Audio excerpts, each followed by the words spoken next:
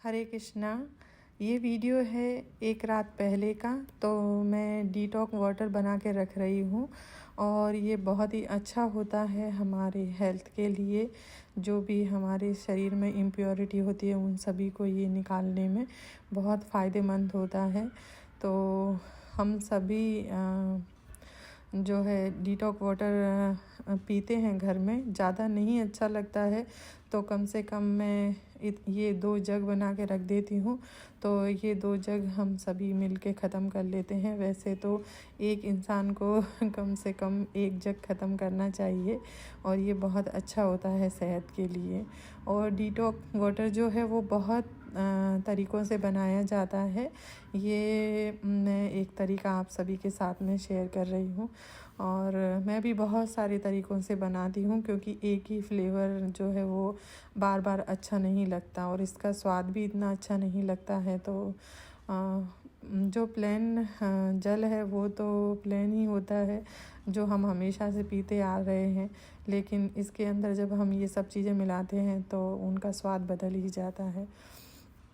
तो इसके अंदर मैं ये सब चीज़ें डाल रही हूँ, खीरा, नींबू, पुदीना, अदरक और भी कई तरह से डलता है चीज़ें इसके अंदर। तो वो मैं आगे कभी भी बनाऊँगी तो आपके साथ शेयर करूँगी। ऑरेंज डिटॉक्स वाटर भी बनता है। फिर जो हल्दी आती है, जो हरी वाली हल्दी इस समय सर्दियों में, उससे भी बनता है। बैगन का भी बनता है। तो बहुत सारे तरीक़ों से बनता है और ये हेल्थ के लिए अच्छा है तो हमें पीना चाहिए ये। तो इसको 7-8 घंटे पहले बना के रख दिया जाता है तो आप फिर 7-8 घंटे के बाद इसे पी सकते हैं। तो अभी मैं रात को इसे बना कर रख रही हूँ तो सुबह में हम इसे ले सकते हैं, ताकि तो इसे काफ़ी मतलब 10-12 घंटे भी हो जाएंगे आराम से, लेकिन आप 7-8 घंटे में इसे पी सकते हैं। तो बस इन समय अब हम ये सभी चीज़ें डाल देंगे और फिर ये हमारा डिटॉक्स वाटर सुबह तैयार हो जाएगा।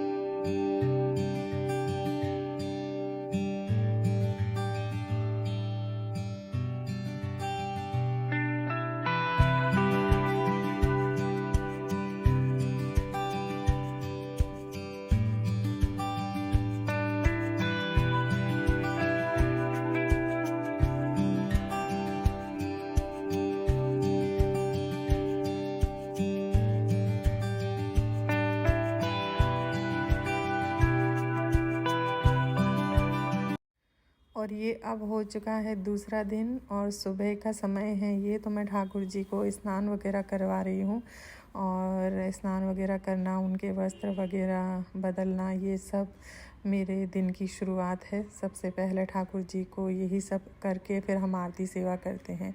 अच्छा, मुझे कमेंट में कुछ भक्तगण पूछ रहे हैं, कुछ माता जी पूछ रहे हैं कि भगवान को स्नान कैसे करवाना चाहिए, उनकी कुछ विधि हमें बताइए। तो देखिए, विशेष जब अवसर होते हैं जैसे गौर पूर्णिमा हो गई और आज गौर पूर्णिमा ही है, तो आप सभी को गौर पूर्णिमा की हार्दिक शुभकामनाएं। और जैसे जन्माष्टमी है, राधा अष्टमी है, तो उस दिन तो विशेषकर भगवान को दूध, दही और फलों के रस से स्नान करवाया जाता है, जो अभिषेकम कहा जाता है। जिसे जो खट्टे फल ना हो ऐसे फलों का रस निकाला जाता है और उन सभी से भगवान को स्नान किया जाता है। फिर भगवान को आरती और चंदन तिलक वगैरह किया जाता है और फूलों की माला की जगह उन्हें फल फ्रूटों की जो माला होती है वो भी पहनाई जाती हैं।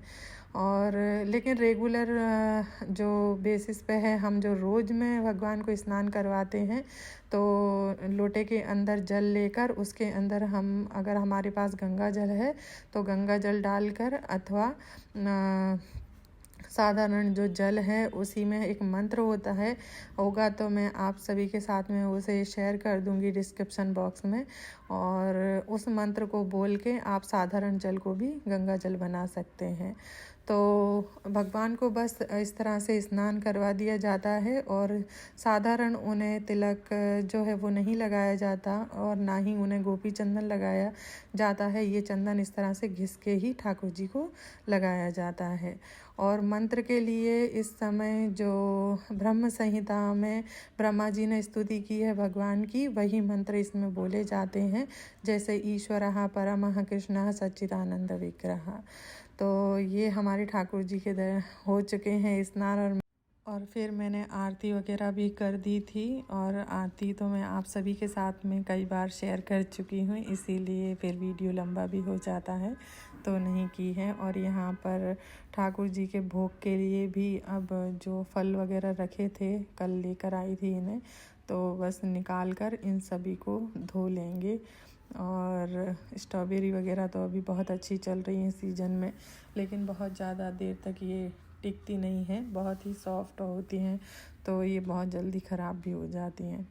तो बस यही सब जो फल वगैरह हैं, इन सभी को मैं देख रही हूँ कौन से अच्छे हैं। ठाकुर जी के भोग में किस तरह के फल अच्छे हम रख सकते हैं, क्योंकि भगवान के भोग के लिए हमेशा हमें चुन चुन कर अच्छे से फल भोग में रखने चाहिए। और मैं बहुत ध्यान से रखती हूँ, क्योंकि बहुत बार फल फ्रूट जो हैं वो ख़राब निकल जाते हैं अंदर से भी। तो हमेशा जितना हो सके हमें भगवान के सामने फलों को अच्छे से संवार के रखना चाहिए, जैसे काट के रखना चाहिए, उसे संवारना भी बोलते हैं कि संवार के रखना चाहिए। तो बस ये सभी फ्रूट को मैं छील कर उन्हें अच्छे से कट करके देख कर निकाल के ठाकुर जी को भोग लगाने के लिए रखूँगी। अच्छा, यहाँ पर सभी के कमेंट जो है वो मैं पढ़ने की पूरी कोशिश करती हूँ, और उनका उत्तर जो है वो वीडियो में देने की कोशिश करती हूँ, क्योंकि लिखना मेरे लिए बहुत मुश्किल होता है और उसमें बहुत समय भी जाता है, इसीलिए। तो एक प्रश्न और मैं ले लूँगी यहाँ पर कि माता जी, द्वादशी के दिन हमें क्या भोग लगाना चाहिए ठाकुर जी को, जब एकादशी के दिन उपवास करते हैं तो? क्योंकि 2 दिन हम चावल ग्रहण नहीं करते हैं, जैसे दशमी के दिन और एकादशी के दिन, तो इसीलिए हम द्वादशी के दिन ज़रूर चावल बनाते हैं। तो चावल आप किसी भी तरह से बना लीजिए, जैसे दाल चावल, कढ़ी चावल, या किसी भी तरह से चावलों का ज़रूर भोग लगाया जाता है। 2 दिन चावल नहीं बनते हैं इसीलिए। और अगर आपने गलती से कोई चावल खा लिए हैं, तो आप जो जगन्नाथपुरी में निर्माल्य मिलता है, जिन्हों को चावलों को सुखा दिया जाता है भगवान को भोग लगा के, उसे आप ग्रहण कर सकते हैं। हरे कृष्णा, कैसे हैं आप सभी? मुझे आशा है कि कृष्ण की कृपा से आप सभी बहुत बहुत अच्छे होंगे, और श्री राधा माधव की कृपा आप सभी पर हमेशा हमेशा बनी रहे। और सेवा वगैरह हो गई है आज सुबह की, और मैंने जो मूंग और चने जो है वो स्प्राउट करने के लिए रखे थे, वो मैं आपको दिखा देती हूँ। वो स्प्राउट हो चुके हैं और बहुत ही अच्छे स्प्राउट हुए हैं वो, तो आप लोग देख लीजिए। और बिल्कुल इसी तरह से अगर आप उन्हें स्प्राउट करने के लिए रखेंगे ना, तो बहुत अच्छे से चने और मूंग, कोई भी मतलब आप स्प्राउट करना चाहते हैं ग्रेन्स, तो वो बहुत अच्छे से स्प्राउट होते हैं। मैंने और भी 1-2 तरीके आजमाए, पर उनसे इतने अच्छे से नहीं होते, पर ये जो तरीका था ये बहुत ही अच्छा था। तो मैं आपको दिखा देती हूँ कि कितने अच्छे स्प्राउट हुए हैं। और पिछले वीडियो में आपने देखा था कि मैंने चने और मूंग भिगोने के लिए डाले थे, क्योंकि मुझे इन्हें स्प्राउट करना था इसीलिए। और ये देखिए कितने अच्छे स्प्राउट हुए हैं, करीब 1.5 इंच तक तो चने स्प्राउट हुए हैं, और मूंग भी बहुत अच्छे स्प्राउट हुए हैं, आप देख सकते हैं। और पहले भी मैंने स्प्राउट किए थे तो इतने अच्छे नहीं हुए थे, हुए ही नहीं थे इतने अच्छे। क्या, चनों में तो एक भी स्प्राउट नहीं आया था, मूंग में तो फिर भी आ गया था। और ये देखिए, मैं ऐसे मुट्ठी बांध के बता रही हूँ कि बिल्कुल चिपक नहीं रहे हैं। पिछली बार जब मैंने स्प्राउट किए थे तो एकदम चिपे जो हैं वो हो गए थे, और मैंने कैसे कैसे उन्हें इस्तेमाल किया है वो मैं ही जानती हूँ, क्योंकि बहुत क्वांटिटी में पहले के चने भी थे। तो वो सारे चने मेरे ख़राब ही हो गए थे। अब मैंने ये जो स्प्राउट किए वो मैंने आपको बताया कि ये मैंने इस तरह का एक पतला सा कपड़ा ले लिया था और इसके अंदर मैंने बांध कर इन्हें इस ऐसे ही खुले में रख दिया, कोई बंद जगह पर इन्हें नहीं रखा था। और बस पानी छिड़कते रहिए। करीब 36 घंटों में आपके बहुत अच्छे स्प्राउट बनकर तैयार हो जाते हैं। और ये मैंने एक डब्बे में भर कर रख दिए हैं और अब मैं इन्हें फ्रीज में रख दूँगी। और यहाँ पर हम बनाने जा रहे हैं आज मूंग दाल का हलवा। तो ये मैंने 1 कप धुली हुई मूंग दाल ले ली है, इस तरह की देखिए आप, ऐसी होती है। तो एक बाउल के अंदर मैंने इसे करीब 6 से 7 घंटों के लिए भिगोने के लिए रख दिया था। जैसे ही ये 7 से 8 घंटों के लिए अच्छे से भीग जाएगी तो उसके बाद में आपको इसे अच्छे से हाथों की सहायता से मसल कर धो लेना है जब तक इसका साफ पानी ना आ जाए। और मैं ये तोड़ कर देख रही हूँ कि ये अच्छे से भीग चुकी है या नहीं। तो ये बहुत अच्छे से फूल चुकी है। तो बस अब हम इसे अच्छे से धो लेंगे और इसका ये जो पानी है ये निकाल देंगे और 1-2 पानी में धो लेंगे। ये दाल मैंने अच्छे से धो ली है, ये देख सकते हैं आप। और ये अब बिल्कुल ड्राई हो चुकी है, पानी नहीं है इसके अंदर। तो बस मिक्सर ग्राइंडर में अब इसे हम अच्छी तरह से पीस लेंगे। तो 1 कप ही दाल है तो पूरी दाल आ जाएगी इसमें। तो मैं ढक्कन बंद करके और इसे अच्छी तरह से इसका पेस्ट बना लूँगी। मूंग दाल का हलवा कई तरह से बनता है और मैंने भी बनाया है, पर ये जो एक तरीका है वो मैं आप सभी के साथ शेयर कर रही हूँ। आगे अगर फिर कभी मैं शेयर करूँगी दूसरे तरीके से बनाकर तो आपको ज़रूर बताऊँगी। अच्छा, अभी मैंने इसके अंदर पानी डाला है। तो पानी आपको बिल्कुल थोड़ा, सिर्फ दाल पीसने की वजह से ही पानी इसके अंदर डालना है, बाकी आपको इसके अंदर पानी नहीं डालना है। दाल पिस नहीं रही थी इसके अंदर, इसीलिए मैंने थोड़ा डाला था, क्योंकि एकदम ड्राई हो जाती है तो नहीं पिसती है।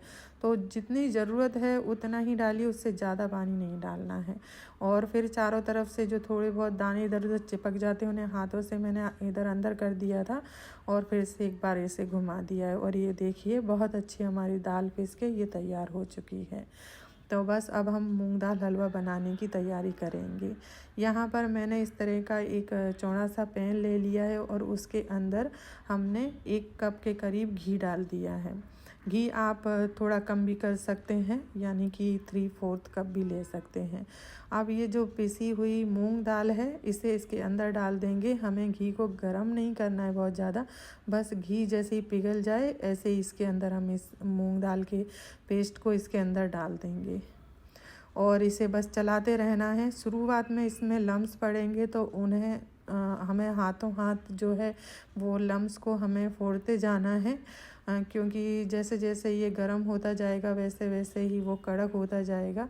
लेकिन आप जैसे जैसे उन लम्स को तोड़ते जाएंगे ये धीरे धीरे सेपरेट भी होते जाएंगे। और ये देख सकते हैं आप, अब ये जो है ये भुनना चालू हो गया, लेकिन अभी ये भुना नहीं है, इसे हमें बादामी कलर आने तक भूनना है। तो बस आप इसको इसी तरह से चलाते रहें और भूनते रहें और एक एक दाना इसका खिलने लगेगा। आप देख सकते हैं पहले कैसा दिख रहा था और अभी कैसा दिख रहा है। और ये जो है अब हमारा जो ये मूंग दाल का पेस्ट था वो अच्छी तरह से भून के तैयार हो चुका है। ये देखिए कलर भी इसका बहुत अच्छा आ गया है, एकदम बादामी कलर इसका आ चुका है। तो ये अच्छे से भुनकर तैयार हो गया है, मैं आपको इसीलिए नज़दीक से दिखा रही हूँ। और अब हम इसके अंदर दूध डालेंगे। तो मैं इसके अंदर 3 कप दूध डाल रही हूँ, यानी 1 कप हमने मूंग दाल ली थी तो उसके अंदर हम 3 कप दूध डाल रहे हैं। और ये आधा कप मैं इसके अंदर दूध की मलाई डाल रही हूँ। आप चाहें तो जो खोया होता है उसे भी डाल सकते हैं, उससे डालने से भी ये हलवा बहुत अच्छा बनता है और हलवाई वगैरह भी उसे डालते हैं खोए को इसके अंदर।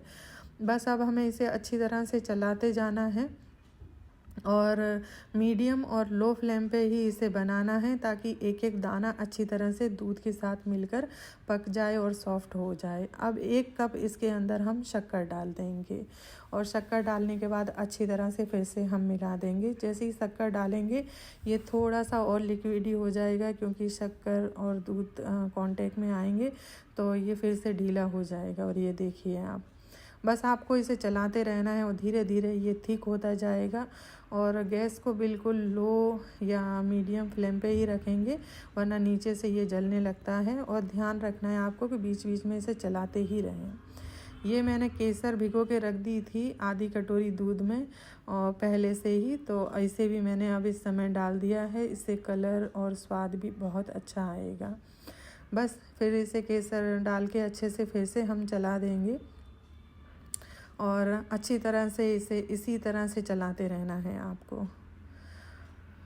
और ये देखिए, ये जो हलवा है कितना अच्छा गाढ़ा हो गया है, एकदम थिक बन चुका है। अभी थोड़ा और इसे हमें भूनना है और इस समय पर अब इसके अंदर हम इलायची पाउडर डाल देंगे। तो आधी छोटी चम्मच मैंने इलायची पाउडर डाला है।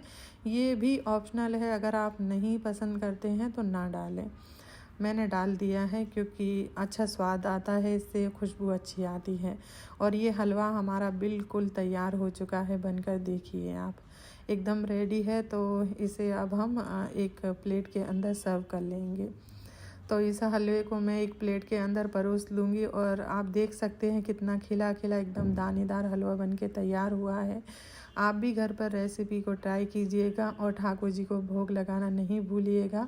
और ठाकुर जी को ये बहुत पसंद आएगी, क्योंकि हलवा अभी बहुत गर्म था तो मैंने बाद में इसमें तुलसी जी का पान रख के ठाकुर जी को फिर भोग लगाया था। और ऊपर से बस थोड़े से पिस्ता वगैरह डाल के इसे गार्निश कर दीजिए ताकि देखने में भी सुंदर लगे। रेसिपी कैसी लगी मुझे कमेंट करके ज़रूर बताइएगा, ट्राई ज़रूर कीजिएगा, तब आपको पता चलेगा कि ये कितनी मतलब बहुत ही अच्छी बनती है। तो कैसा लगा आज का व्लॉग मुझे ज़रूर कमेंट कीजिएगा। चैनल को सब्सक्राइब करना नहीं भूलिएगा, लाइक शेयर ज़रूर कीजिएगा। धन्यवाद। हरे कृष्णा, हरि बोल।